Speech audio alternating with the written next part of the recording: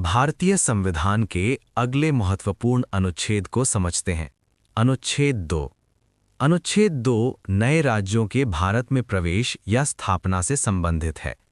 इस अनुच्छेद के अनुसार भारत की संसद को ये अधिकार प्राप्त है कि वो किसी नए राज्य को भारत में शामिल कर सकती है या किसी नए राज्य की स्थापना कर सकती है।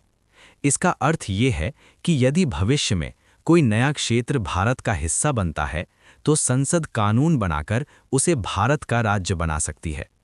अनुच्छेद 2 में ये स्पष्ट नहीं किया गया है कि नए राज्य की सीमाएं, नाम या अधिकार क्या होंगे।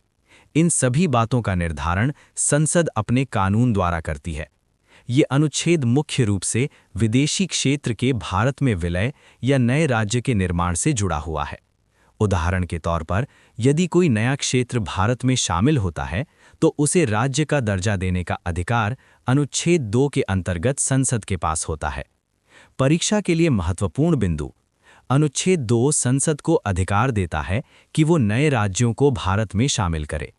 ये अनुच्छेद राज्य के पुनर्गठन से अलग है। ध्यान रखें, राज्यों की सीमाओं में बदलाव या नए राज्य के निर्माण से संबंधित प्रावधान अनुच्छेद 3 में दिए गए हैं। इसलिए अनुच्छेद 2 और अनुच्छेद 3 को कभी भी आपस में भ्रमित नहीं करना चाहिए।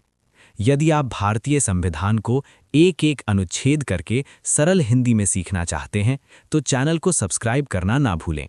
हम यहाँ अनुच्छेद 1 से 395 तक सभी अनुच्छेदों को छोटे और आसान वीडियो में समझा रहे हैं। वीडियो पसंद आया हो तो लाइक और शेयर ज़रूर करें और अगले अनुच्छेद के लिए तैयार रहें। धन्यवाद।